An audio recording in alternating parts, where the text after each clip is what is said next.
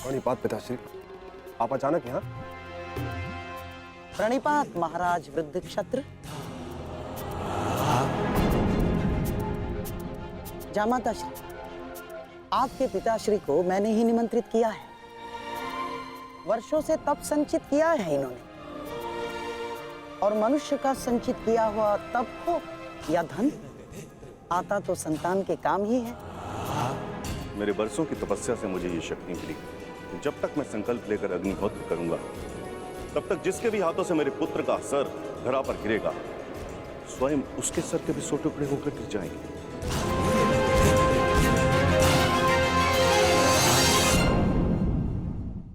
तब तक जिसके भी हाथों से मेरे पुत्र का सर धरा पर गिरेगा, स्वयं उसके सर के भी 100 टुकड़े होकर गिर जाएंगे।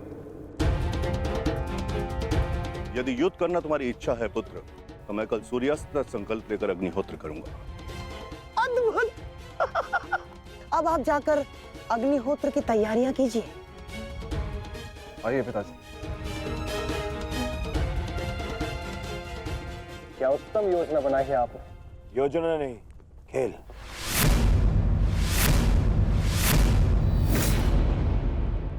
अब क्या नया खेल खेला है आपने?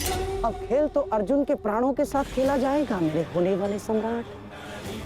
यदि कल संध्या तक अर्जुन जयद्रथ का वध नहीं कर पाया, तो स्वयं ही आत्मदाह कर बैठेगा, और यदि उसने जयद्रथ का शीश धड़ से अलग कर भी दिया, तो वृद्ध क्षत्र के तप के बल से उसके सर के 100 टुकड़े हो जाएंगे मेरे होने वाले सम्राट। नहीं मामा जी, आपकी ये योजना मुझे स्वीकार नहीं। मैं किसी भी परिस्थिति में जयद्रथ के प्राणों को संकट में नहीं डाल सकता। कल यदि जयद्रथ युद्ध में उतरेगा, तो केवल मेरे निश्चिंत हो जाने पर, और मेरी इस समस्या का कोई निराकरण कर सकता है तो केवल मित्र कर्ण है।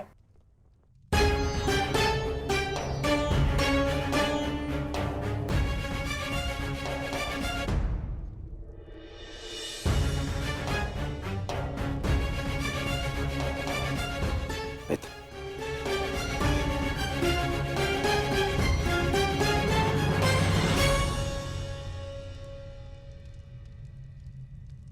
जो हुआ उसे क्षमा नहीं किया जा सकता, परंतु उसे बदला भी नहीं जा सकता।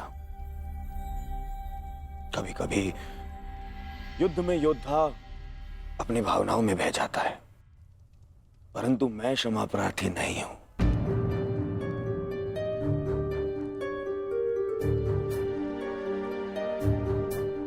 मैं क्षमा प्रार्थी नहीं हूं क्योंकि मेरे अनुजों के शत विक्षत शव देखने के पश्चात मेरे मन में केवल उनकी चीखें हैं, उनका क्रंदन है। शत्रु के लिए दया नहीं। मैं क्षमा प्रार्थी नहीं हूं। मैं क्षमा प्रार्थी नहीं हूं क्योंकि भाग्य ने उस क्षण के लिए मुझसे क्षमा नहीं मांगी जब उसने मेरे पिता को अंधा कर देने की नियति बना दी। मैं क्षमा प्रार्थी नहीं हूं क्योंकि उस द्रौपदी की कुटिल हंसी आज भी मेरे कानों में सुनाई देती है। मैं क्षमा प्रार्थी नहीं हूं क्योंकि उसने मुझे अंधे का पुत्र अंधा कहने के पश्चात भी मुझसे क्षमा नहीं मांगी। मैं क्षमा प्रार्थी नहीं हूं।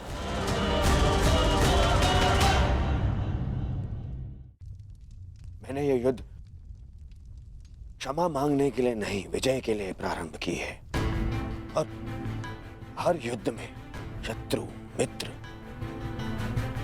अपना कुछ ना कुछ होता ही है।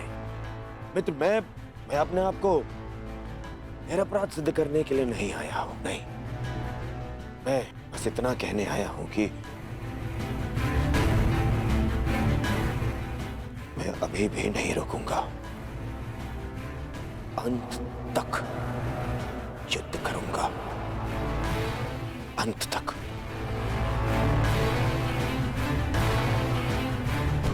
और मेरी कामना है मेरा परम मित्र इस युद्ध में मेरा साथ दे।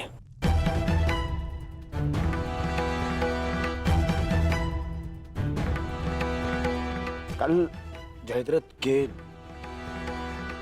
प्राण दांव पे है मित्र। दिशाला केवल मुझे ही नहीं, तुम्हें भी अपना ज्येष्ठ मानती है। कल अपनी बहन का ऋण चुकाने का समय है मित्र, और आशा करता हूं कि तुम मेरे साथ आओ। हाँ, यदि तुम कल युद्ध क्षेत्र में ना उतरना चाहो तो मुझे तुम्हारा यह निर्णय स्वीकार होगा, और इस बात से मुझे शोभ नहीं होगा। मुझे शोभ उस क्षण का होगा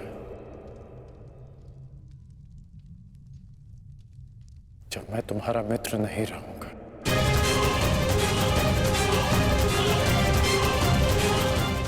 मैं नहीं जानता कि कल युद्ध भूमि में मैं आऊंगा भी या नहीं।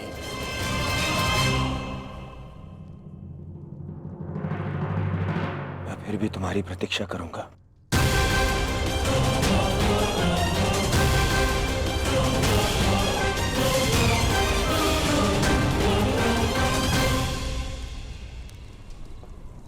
तुमने एक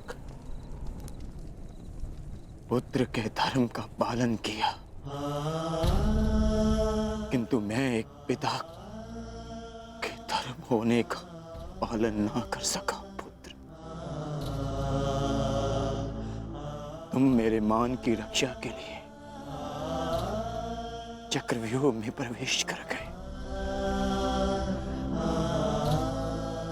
पर मैं अपने पुत्र के प्राण की रक्षा के लिए उपस्थित नहीं था।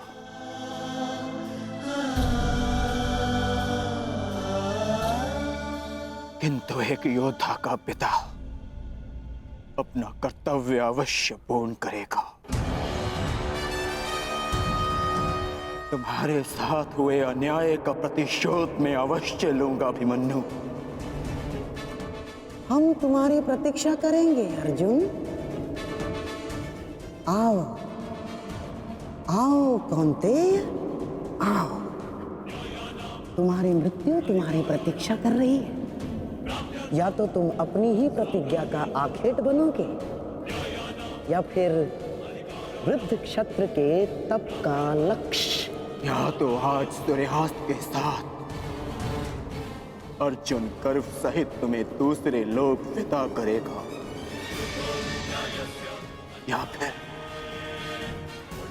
तुम्हारे साथ तुम्हारा सहयात्री बनेगा।